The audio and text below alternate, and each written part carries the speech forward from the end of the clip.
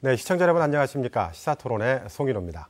동계올림픽 때문에 오랜만에 찾아뵙습니다. 자, 3월의 첫 주제는 박근혜 정부 출범 1년, 전라북도는 무엇이 달라졌는가입니다. 박근혜 대통령은 전라북도에서 13%라는 두 자릿수 득표를 받으면서 당선됐습니다. 여당은 새만금에 대한 지원 등 그 어느 때보다도 대통령의 전북에 대한 관심 지수가 높다라고 평가하고 있습니다. 하지만 당선 이후 한 차례도 전북을 방문하지 않았다는 섭섭함도 많습니다. 인사와 예산 소외론도 만만치 않습니다. 박근혜 대통령 취임 이후 전라북도는 어떻게 달라졌는지 토론해 보도록 하겠습니다. 그럼 오늘 나와주신 분들 소개해 드리겠습니다. 네, 국회 김춘진 의원 나오셨습니다. 네, 안녕하십니까. 네, 새누리당의 전희재 제2사무부총장 나오셨습니다. 안녕하세요. 네, 국회 강동원 의원 나오셨습니다. 네, 강동원입니다. 네, 원광대학교의 이주천 사학과 교수 나오셨습니다. 네, 이주천입니다. 반갑습니다. 네, 오늘 자리 함께해 주셔서 감사합니다. 감사합니다. 자, 먼저 본격적인 토론에 들어가기 앞서서 오늘 출연자께서는 박근혜 정부 1년을 어떻게 평가하고 있는지 짧게 한마디씩 들어보고 토론 이어가도록 하겠습니다. 먼저 김춘진 의원님, 지난 1년 어떻게 평가할 수 있겠습니까? 네, 지난 1년 동안 우리 국민들은 살기가 너무 힘들어졌고 또 민주주의 정신은 많이 훼손됐습니다. 남북 관계도 이산가족 상봉은 실현됐지만은 역시 살 얼음판을 걷는 것 같은 기분입니다.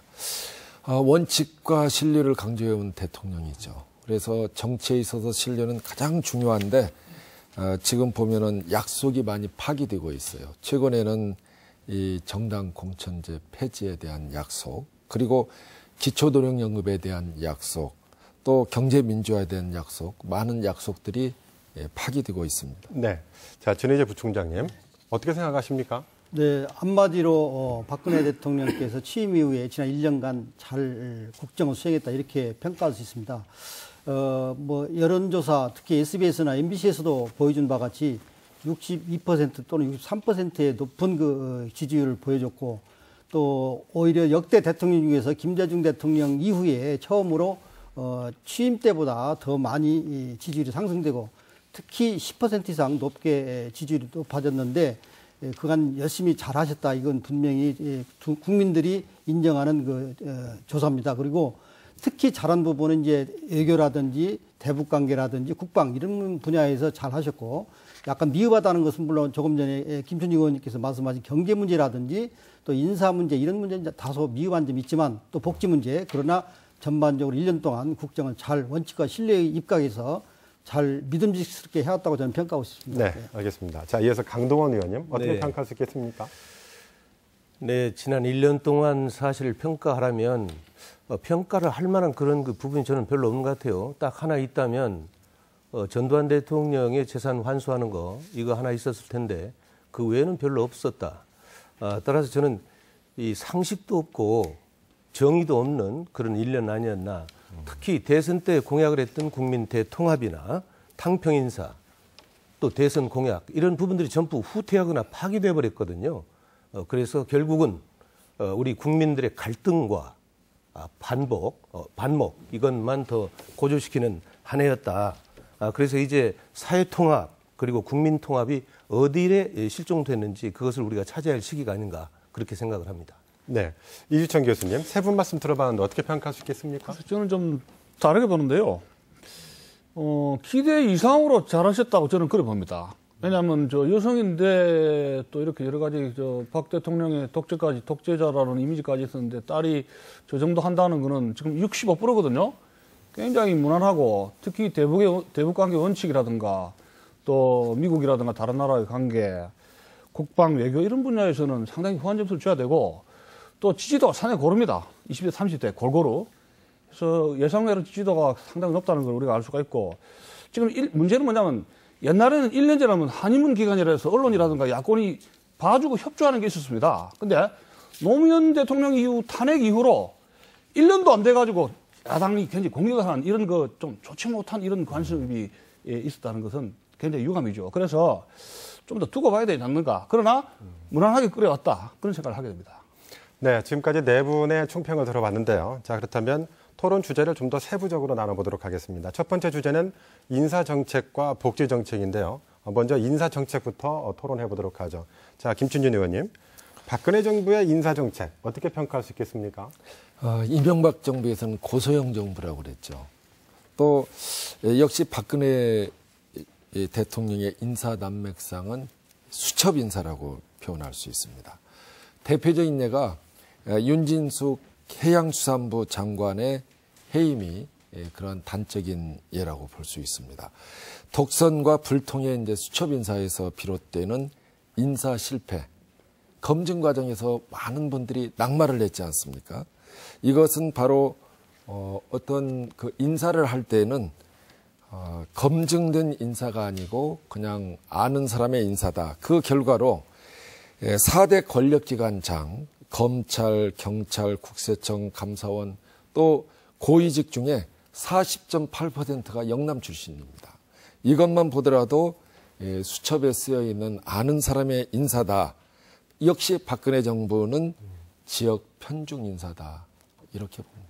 자, 전희재 부총장님, 네. 지역 편중 인사를 지적을 하셨는데 또 네. 전 부총장께서는 어떻게 생각하십니까?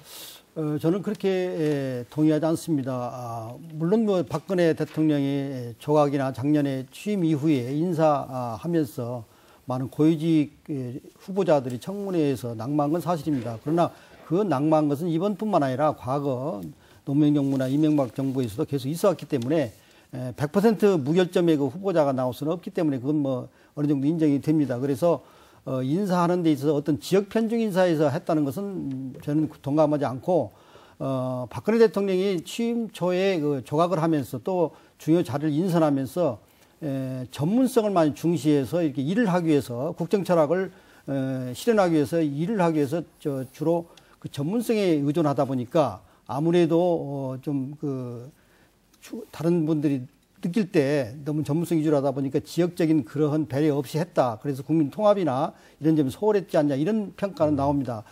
특히 영남 가면 오히려 자기들이 역차별 당했다고 하고 강원도나 제주도 같은 데 가면 무장관 또 청장 하나 없다고 불만이 많습니다. 그래서 어떤 특정 지역을 뭐 편애하거나 특정 지역에 뭐 소외시키고 이런 차원이 아니고 전문가 위주로 조각하다 보니까 그런 점이 있지 않냐 이렇게 저는 평가하고 싶습니다. 강동원 의원님, 네. 그 전희재 부총장께서는 전문성을 위주로 하다 보니까 이런 부작용이 생길 수밖에 없다고 말씀하셨는데 이에 대해서 어떻게 생각하십니까? 그 전문성을 뭐 위주로 한 인사라고 하는 것을 일응 납득할 수 있는 부분도 있지만 결국은 박근혜 대통령이 그 자기 통치 철학, 다시 말해서 경제 민주화나 복지국가 그리고 국민 행복 시대를 열어가는 데 있어서 거기에 맞는 장차관들을 임명했냐? 저는 그렇지 않다고 봅니다. 전혀 거기에 동떨어져 있는 인사들을 기용했다. 그야말로 수첩 인사를 했다. 이런 거죠. 대표적인 게 금방 우리 김춘진 의원께서 말씀하셨지만 윤진숙 해수부 장관 그리고 더 중요한 것은 윤창중 청와대 전 홍보수석이었습니다. 어떻게 이 대통령이 이 미국에 가서 외교 활동을 하는데 정말 이 국가의 망신을 공직자가 그렇게 줄 수 있습니까? 이런 것은 윤창중 씨를 기용하기 전에 이미 검증 과정에서부터 국회에서 논의가 됐었고 문제 제기를 했었는데도 이것을 모르쇠 하고 그냥 강행했던 거 아니겠습니까?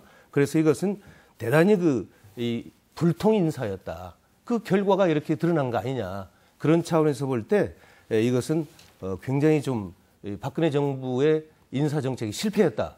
지금 우리 국민들 보십시오. 국민 57%가요.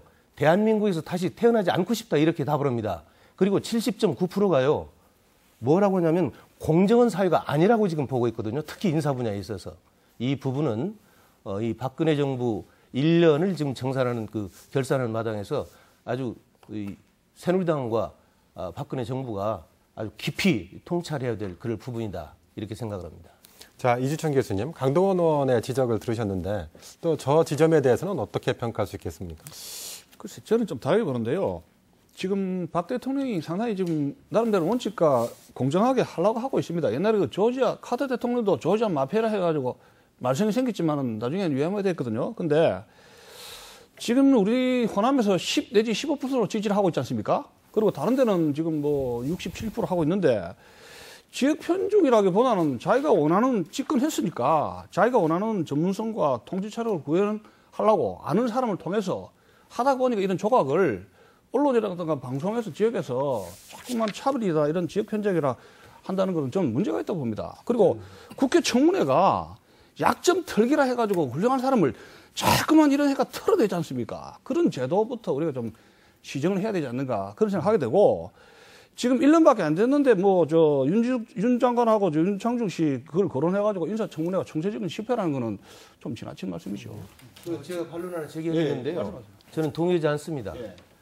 지금 국회 청문회, 인사청문회에서 여러 가지 그 문제점을 얘기했지만 국회 인사청문회 이전은 문제입니다.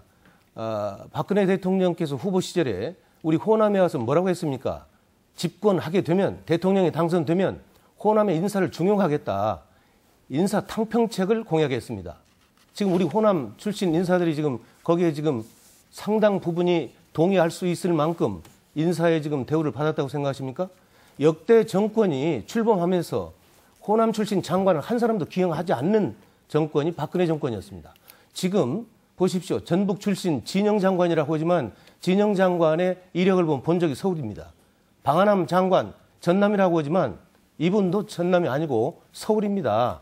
그러니까 본질을 정확히 꿰뚫고 얘기해야 된다. 예를 들어서 제가 진주광씨인데 그러면 제가 지금 나가면 제가 진주광씨니까 경남 출신이야 되겠습니까? 그런 건 아니지 않습니까? 알겠습니다. 자, 인사에 대해서는 여러 가지 말씀 나눠봤는데 또 다음 주제를 바꿔서 복지 정책에 관해서 또 토론 이어가도록 하겠습니다. 자, 먼저 강동원 의원님. 네. 박근혜 정부의 복지 정책, 전라북도 입장에서 본다면 어떤 게 문제라고 생각하세요? 예, 결국은 복지 정책에 있어서 가장 중요한 게 중앙정부에서 담당해왔던 복지 정책의 업무를 지금 지방으로 계속 이양을 하고 있거든요. 그래서 이 업무가 굉장히 이 지방자치단체로 이양이 대폭 됐습니다.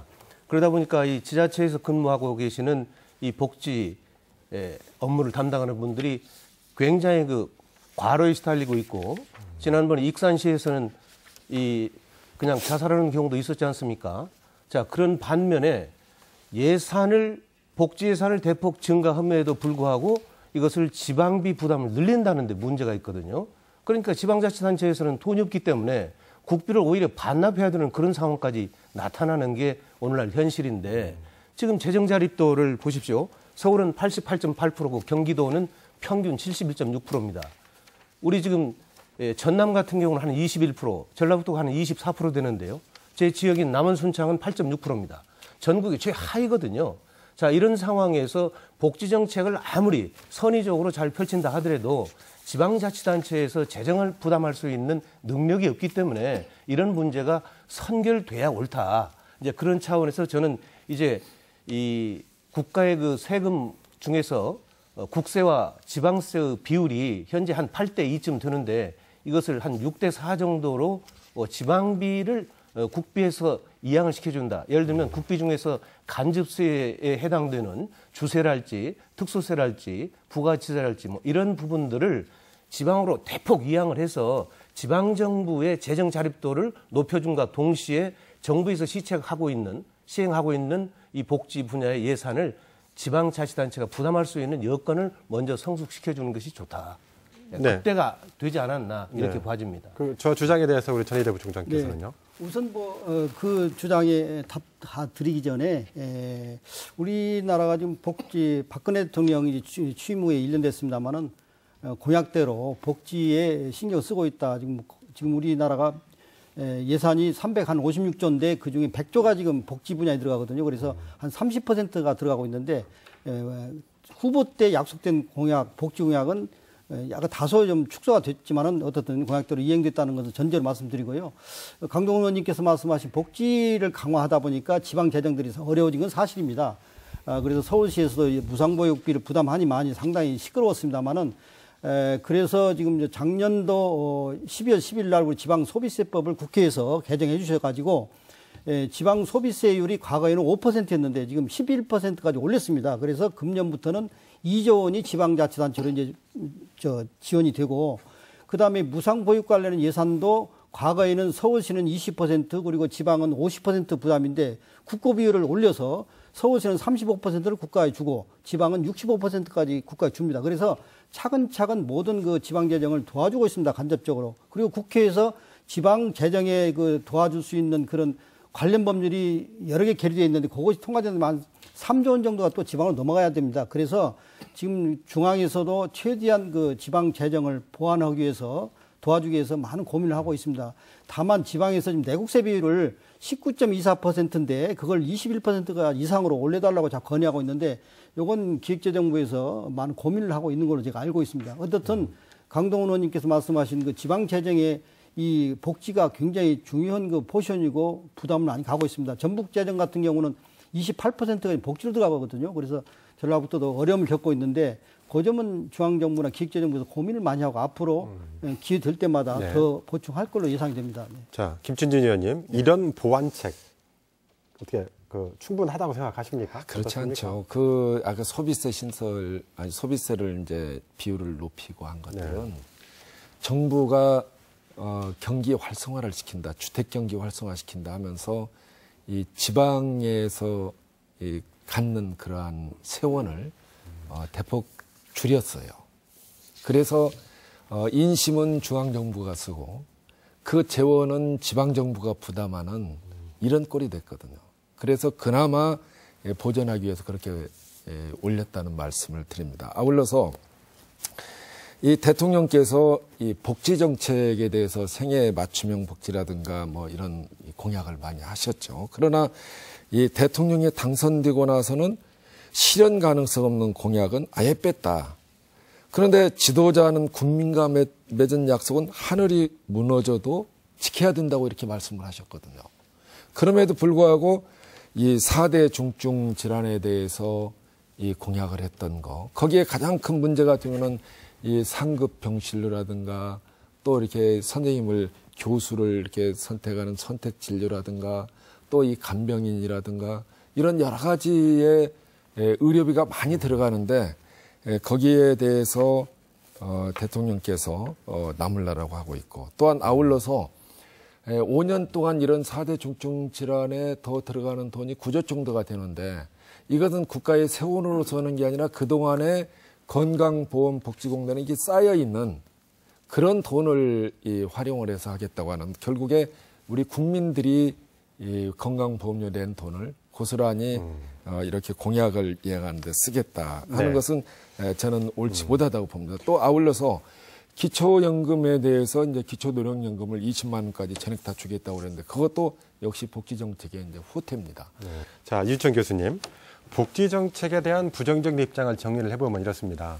정부가 생색내기를 하고 그 부담은 지방자치단체가 따야 된다는 게 골자인 것 같습니다. 이 점에 대해서는 어떻게 해명할 수 있겠습니까? 그러니까 이제 그 점의 지적에 좀 일리가 있어요. 비판이 왜냐하면 공약을 너무 남발했거든요. 국민들에게 행복하게 해주겠습니다 해가지고 이 4대 중증이다 뭐다 해가지고 제가 그런 걸 참고라면 그걸 하지 말아라 해줬어야 되는데 제가 어제 오면서 그걸 봤어요. 공약한 거를. 근데 아이고 이래가지고 이 나라 파산되겠구나 이렇게 지금 걱정을 많이 하고 왔습니다. 솔직히 말해서. 그래서 여기에다가 지금 국가 부채 가계빚이 엄청난데 이걸 약속할 수 없는데 결국은 그렇다면 지방 세부담으로 돌아가는데 우리 전북 지역이 지금 굉장히 취약하지 않습니까? 경제력으로.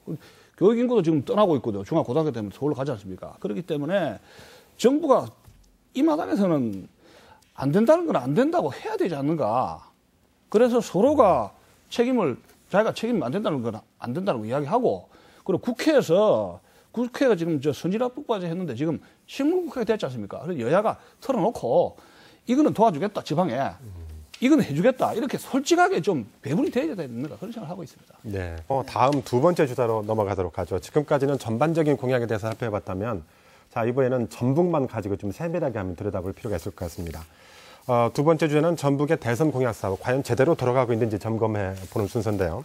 자, 김춘진 의원님. 전북 지역의 대선 공약 사업, 크게 7대 공약 사업으로 뽑을 수 있는데요. 그렇습니다. 어떻게 돌아가고 있습니까? 저는 이제 이 박근혜 대통령께서 이제 공약을 한 것을 예산을 뽑아봤죠. 106개 총사업비 기준 124조인데 지역 공약 이양 계획에 따라서 124조 재원이 필요한데 이걸 제대로 규명하지 못했다. 근데 전북의 이게 공약을 보면은 이게 대부분 뭐 국도 77호의 부창대교라든가 또 이 여러 가지 이제 이 사업들 동부 내륙권 뭐 국도라든가 또 다른 공약했던 사업들을 공약을 했으면은 사실 예외 조항이 있습니다. 지역 균형 발전 차원에서 타당성 조사라든가 이런 걸 하지 않고 해야 되는데 여기에 타당성 조사를 하겠다 하면은 안 하겠다는 거고 똑같죠. 박근혜 대통령이 2012년 10월 19일 대통령 선거 때 전북에 대해서 예산 비예산 사업을 많이 공약을 했습니다. 비예산 사업은 다 이미 이루어졌죠. 새만금 특별법이라든지 기금운용본부 이전이라든지 이건 다 됐고요. 네. 비예산 사업이 7가지가 있는데, 예산 사업 7가지가 지금 전반적으로 순조롭게 되고 있다고 이렇게 총평을 제가 드릴 수가 있습니다. 네. 그리고 다른 그 공약사항은 후에 논의될 걸로 알고 우선 질문하신 동북권 힐링 사업하고 그다음에 과학기술원 관계 또 하나 3가지가 지금 예산이 반영 안 됐다고 말씀하셨는데요. 동북권 힐링 거점 예산은 약 1,605억 정도 총괄 예산인데 지금 지난해 800억을 들여서 산림 힐링센터 그리고 임실의 식생활 교육센터 550억 또 장수에 250억 승마 힐링센터 3가지 사업인데요. 지금 300억 국비가 들어가는 그런 사업이나 500억 사업 규모는 지금 예비 타당성 조사를 받도록 되어 있습니다. 그래서 임실하고 진안은 작년 11월 19일 날 예비 타당성 조사가 시작됐고 그리고 지금 장수는 용역 중인데 작년에 전반년에서 용역 끝났습니다. 그래서 아마 금년부터 예산에 반영돼서 진행될 걸로 알고 있습니다. 그래서 금년에 예산이 반영이 안 된 것은 예비 타당성 조사가 진행되는 상황이기 때문에 그렇고. 자, 말씀드리기 죄송한데 우리 김춘준 의원께서 지적하신 부분이 부창대교 예비 타당성을 하자는 것은 하지 말자는 거 똑같다라고 지적을 하셨거든요. 아닙니다. 그건 아닙니다. 지금 전국적으로 아까 106개 지역 공약이 많이 있는데 거기에 일단 국가 법상 300억 이상이 국가 예산이 들어가는 것은 무조건 예비 타당성 조사를 해야 되고 다만 이제 김춘희 의원님께서 말씀하신다면 그 예비 타당성 조사서 그 원칙대로 한다면 지역 균형 개발이 안 된다는 이제 그 말씀인데요. 아니, 그 말씀이 아닙니다. 국가재정법에 나와 있어요. 네네. 국가재정법의 이제 시행령 제13조 2항 10호에 네네. 지역 균형 발전, 긴급한 경제, 또 사회적 상황 등에 대해서는 등을 위해서 국가 정책적으로 추진이 필요한 상황에서는 이거 안 해도 되게 돼 있어요. 그러니까 바로 이제 지역 균형 발전 차원에서 안 할 수 있다 그 얘기 아니에요. 안 할 수 있는 거예요. 안 할 수 있는데 그리고 실제로 영남의 과거 사업에서 타당성 조사 안 하고 한 사업들이 있어요. 그래서 지금 근데 이 호남에서는 대부분 이게 다 균형 발전. 전국적으로 다 대부분 예비 타당성 조사를 하고 있고 대부분 하는데 다만 이제 우리 전북에서 전북에서 문제가 되는 데는 어딘 거에는 부창대교가 문제입니다. 다른 데는 다 순조롭게 예비 타당성 조사가 진행돼서 문제가 없습니다. 다른 데는. 근데 부창대교는 2005년도에 예비 타당성 조사에서 경제성이 없는 걸 판결이 나서 지금 중단이 됐습니다. 네. 그런데 지금 계속 기재부하고 조율을 해서 경제성을 어떻게 높일 수 있는가 이걸 아마 지금 내부적으로 조율하고 있기 때문에 중단이 된 건 아닙니다. 그래서 네, 알겠습니다. 2005년도뿐만 아니라 그 이후에도 이 타당성 조사를 했었고 2005년도에 타당성 조사할 때는 한 예타 비율이 0.6 정도 나왔어요. 그런데 2010년에 했을 때는 오히려 0.27로 이렇게 떨어진 거죠. 그래서 이 새만금 방주에도 개통이 되고 뭐 했는데 이게 타당성에서 더 떨어졌다. 알겠습니다. 하는 것은 이게 문제라고 봅니다. 자, 강동원 의원님. 강동원 의원께서 생각하시는 우리 전북 국책 사업에 대한 문제점 어떤 거가 있을까요? 지금 두 분께서 말씀하신 그 연장선상인데요. 네. 그 예타 조사는 이런 필요한 부분도 있습니다. 그러나 금방 김춘진 의원께서 지적했듯이 지난 2013년 박근혜 정부 출범 이후에 4개월 만에 2013년 7월 5일 날 정부가 발표한 게 있어요. 지역 공약 이행 계획.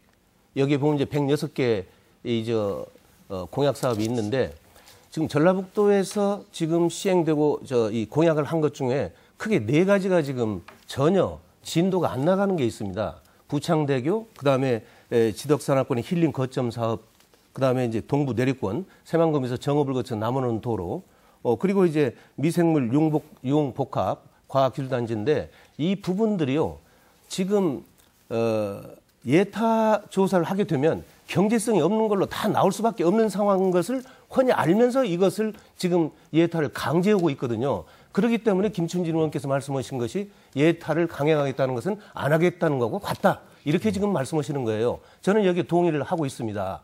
그리고 가령 진안 같은데 산림 아니 지금 힐링센터는 예비타구자에서 지덕산악권의 그 힐링 거점 도시가 어떻게 해서 진안하고 무주하고 장수만 있습니까? 순창 남원은 없습니까? 순창 남원은 있었는데 거기는 일단 왜 뺍니까 그럼 거기를?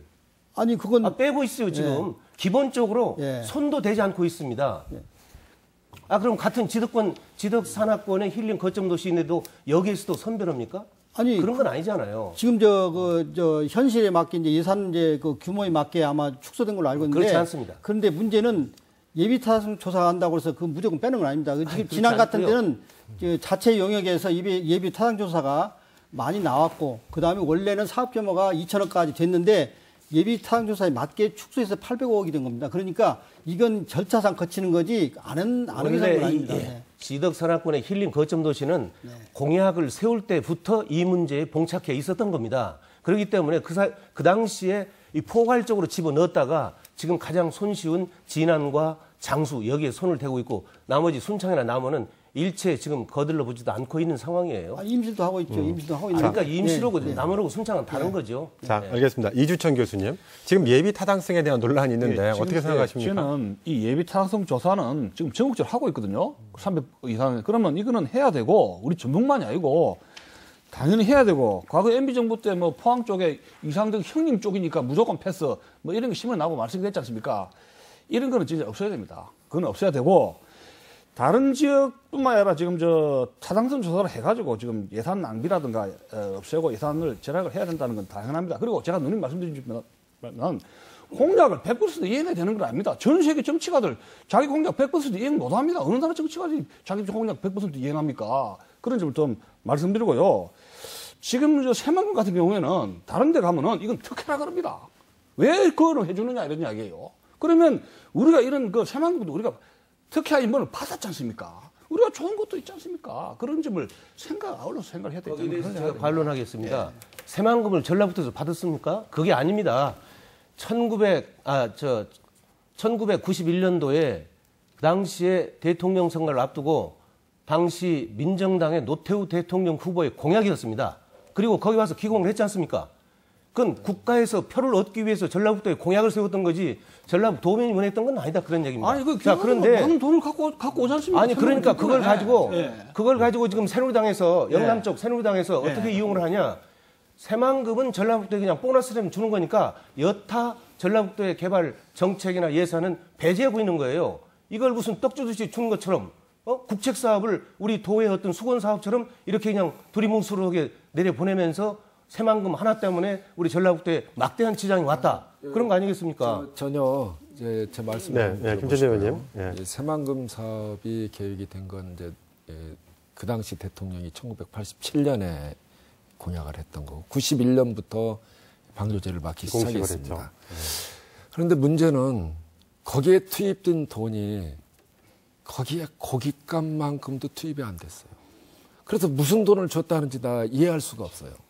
다른 지역은 뭐 예를 들어서 여수에 엑스포를 한다든가 뭐 한다든가 하게 되면 돈 뭐 10몇 조, 20조 탁탁탁 줬습니다. 심지어 전라남도까지도. 그럼에도 불구하고 새만금 사업에 대해서는 1980년대부터 시작된 사업이 기공시간은 91년인데 지금 얼마나 지났습니까? 그래서 사실 그 지역의 어민들의 희생에 의해서 이루어지는 사업이거든요. 그분들이 고기 잡는 터전이 없어져요. 그래서 심지어 어느 조사에 의하면은 새만금에서 잡는 고기가 약 1년에 4천억 정도, 4,500억 정도 되는데 그 연수를 따져보면은 고깃값보다도 안 들어간 사업이 바로 새만금 사업이다. 이렇게. 네, 알겠습니다. 전혜대 부총장님. 김순일 의원님께서는 새만금 사업이 차라리 어장으로 남겼으면 더 좋았지 않냐 그런 어떤 뉘앙스 같은 그런 해석도 가능한데요. 그렇지 않죠. 그런데요. 제대로 해야 돼. 어떻든 새만금은 이 국책 사업이고 또 그러기 위해서 작년에 새만금 특별법이 제정이 돼서 새만금 개발청이 설립이 되고 거기에서 주관해 가지고 6개 부처 사업을 총괄해서 진행을 하고 있습니다. 그러나 어떻든 그 사업은 중앙에서 하고 있지만은 그 과실은 우리 전북으로 오게 돼 있고요. 그래서 우리 전북 도민들의 기대가 있지 않습니까? 근데 금년도에 새만금 그 사업 예산이 7,045억이 확보됐습니다. 이건 아마 새만금 사업 이래로 제일 많이 확보된 것이고 2011년도에 3,820억인데 2배가 많이 됐습니다. 그렇기 때문에 새만금 사업은 우리 대통령 공약 중에 중요한 몫이고 우리 도민들한테 희망을 주고 있는 사업이라고 분명히 언급할 수가 있습니다. 자, 이 마지막 반론을 이주천 교수께 한번 드려볼게요. 자, 반론 쪽에서는 새만금이라고 해서 큰 떡을 주는 것처럼 보이지만 실제로 받은 돈이 없다라고 주장을 또 하고 있잖아요. 이 점에 대해서 어떻게 또 생각하십니까? 그건 전혀 아니죠. 그건 아닌가요? 왜냐하면 고깃값은 고깃값대로 물론 많이 나서 칩시다. 그러나 새만금으로 땅이 넓어지고 여의도에 몇 배 되고 그다음에 계속 투자가 되고 땅이 터지면 그걸 또 부가가치가 나오죠. 네. 자손 만대 대대로 전북에서는 이것을 혜택을 보는 것을 우리가 잊어서는 안 됩니다. 지금 그런 논리라면요. 새만금 사업이 완료될 때까지 전라북도는 새만금만 바라보고 있어야 된다는 논리입니다. 아니 그건 아니죠. 그건 아니죠. 아니, 다만 다른 데서 볼 때는 새만금이라는 것은 전북에 주는 아니 지금 특히 이 영남에 근거를 두고 있는 새누리당에서는 지금 예산 심사할 때마다 그 얘기하거든요. 전라북도는 새만금 있지 않냐? 그러면 새만금이 준공이 지금 2020년도에 되도록 돼 있는데 2020년도까지 그러면 전라북도는 가만히 있어야 됩니까? 그건 아니잖아요. 그래서 새만금은 국책 사업이기 때문에 더 이상 논하지 않고 국가에서 지금 새만금 개발청도 지금 문을 열었기 때문에 정부에서 꾸준히 지원하는 것은 그것대로 하고 우리 전라북도에 새로운 국책 사업을 발굴해야 된다. 이런 거예요. 하겠습니다. 간단히 부탁드리겠습니다. 네, 어떻든 2020년까지는 1단계 공사가 완공이 되고 지금 작년 말에 한중 경제장관 협의에서 앞으로 새만금 2020년까지 1단계 완공이 되면 새만금을 한중 경제협력단지로 조성한다고 이렇게 돼 있습니다. 그래서 차이나밸리라고 뭐 신문에도 보도됐습니다만은 그리고 그게 금년도에 건설교통부에서 대통령께 업무보고에서도 들어 있습니다. 그래서 금년 내에 양해각서를 체결하겠다. 한중. 그렇기 때문에 아마 2020년까지 계획대로 차질 없이 되고 전혀 걱정 안 해도 되고 또 한중 경제협력단지가 됩니다. 그렇기 때문에 우리한테 꿈과 희망을 줄 수 있는 그런 MOU 체결이요. 100번, 1000번 해봤자 제대로 실현되는 일은 아주 낮습니다. 그래서 이 장밋빛 그런 뭐 MOU 이거보다 문제는요. 실질적인 예산이 뒷받침되지 않은 MOU는 법적인 구속력도 하나도 없는 거고. 문제는 그 MOU를 하기 위해서 2020년까지 완공을 해야 됩니다. 그렇기 때문에 정부가 예정대로 예산이 투입된다 이거죠. 임기 내에 1단계 조기 완공하겠다 하는 것을 다시 새만금 공약을 예전에 처음에 하겠다고 하셨지 않습니까? 그러면은 1단계 140개 과제에 하나를 더 추가해서 141개 과제로 해서 임기 내에 완수하겠다. 이것만이 예산이 뒷받침되는 그런 확실한 담보라고 보기 때문에 2020년, 2030년, 2100년에 정말 금으로 새만금을 다 도배를 하겠다. 뭐 누구든지 그런 말을 할 수 있습니다. 네.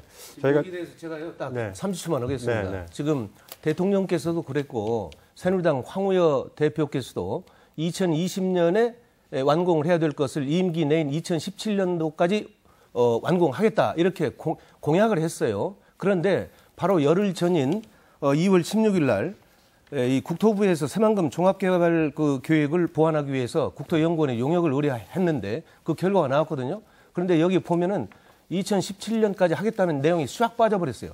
그렇기 때문에 지금 뭐 좀 저속한 표현이 될지 몰라도 지금 말장난하고 있다 그런 얘기죠. 잠깐만요. 자, 이거 세 번째 주제 넘어가면서 기회를 또 드리겠습니다. 자, 지금까지 저희가 박근혜 대통령의 지난 1년에 대해서 평가를 하고 있는데요. 지금 새만금 얘기가 집중이 되고 있는데 새만금도 앞으로 남은 과제 가운데 하나입니다. 자, 그래서 앞으로 남은 과제와 어떤 방향으로 가야 될지를 마지막 주제를 놓고 토론을 이어가도록 하겠습니다. 자, 먼저 이주천 교수님. 남은 과제 뭐라고 생각하십니까?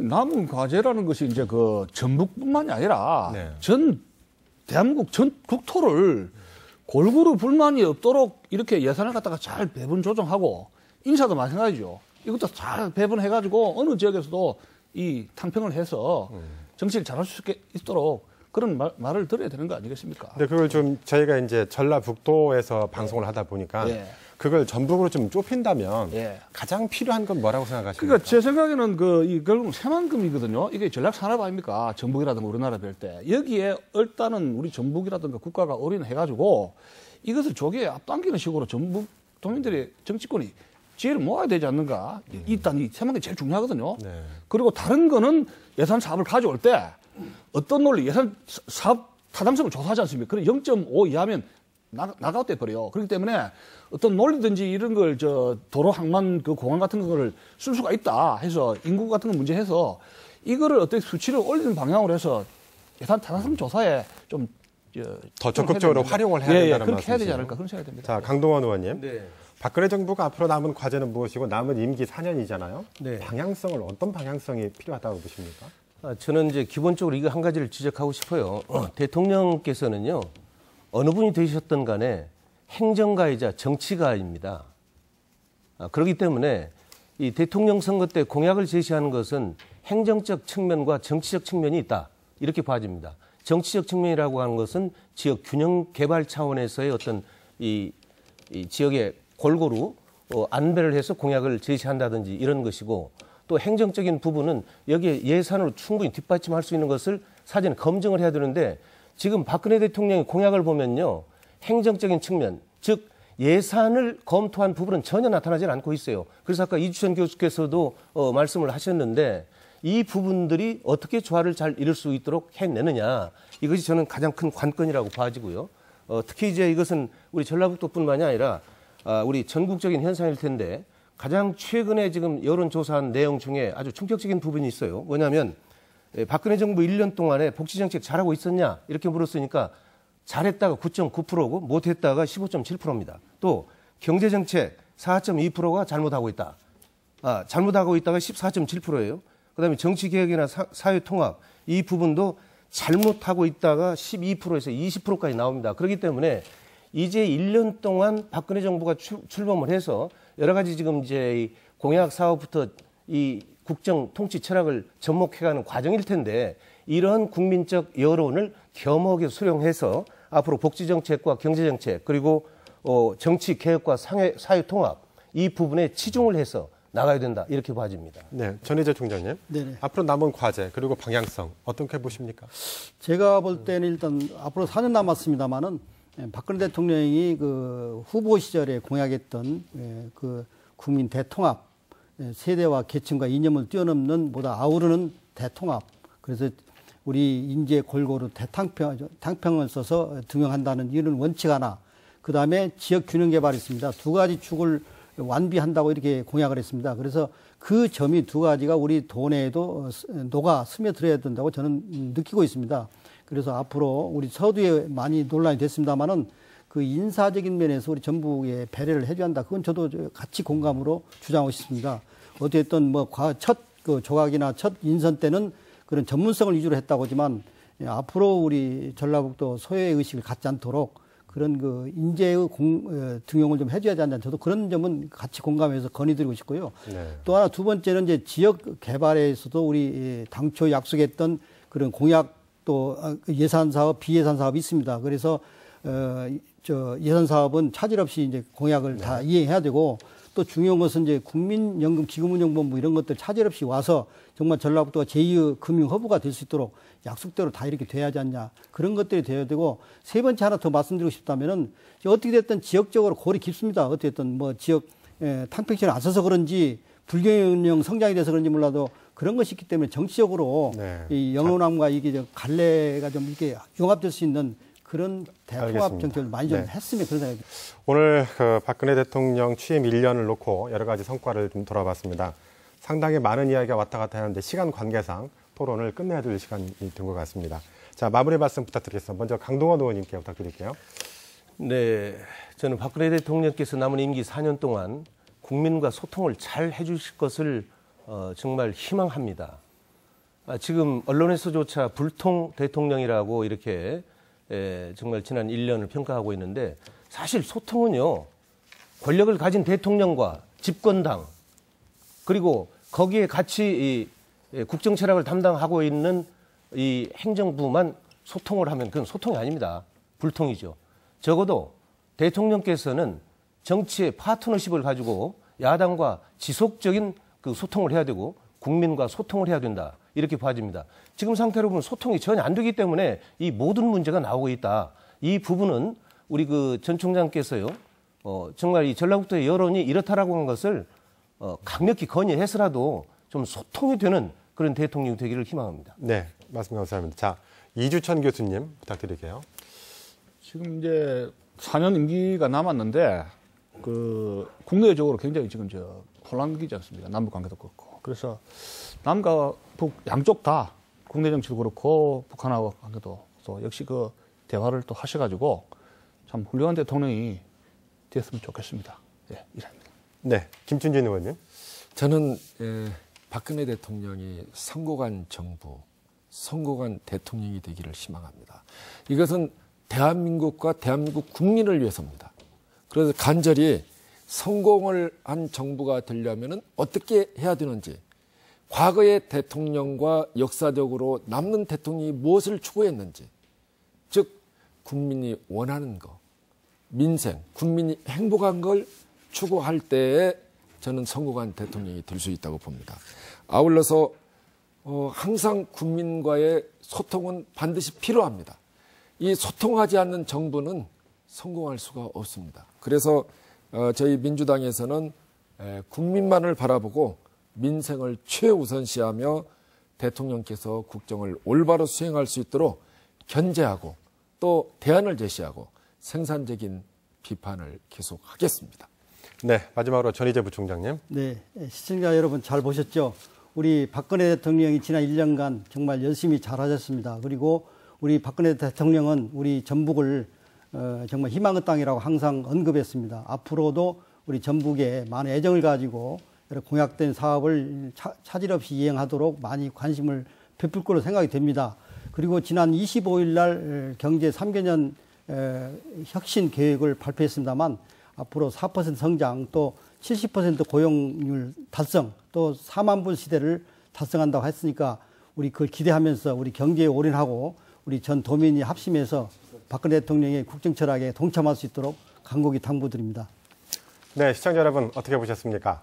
오늘 시사토론에서는 박근혜 정부 출범 1년과 전라북도라는 주제로 토론해보는 시간 가져봤습니다. 박근혜 정부가 전국적으로는 높은 지지율을 보이고 있습니다. 하지만 그 온기를 전라북도에서 느끼기는 약간 힘들어 보입니다. 전북 사람들이 상실감과 소외감을 느끼지 않도록 앞으로 남은 임기에서는 지역을 고루 배려하는 대탕평 정책을 기대해 봅니다. 오늘 토론 여기서 마치겠습니다. 여러분 감사합니다.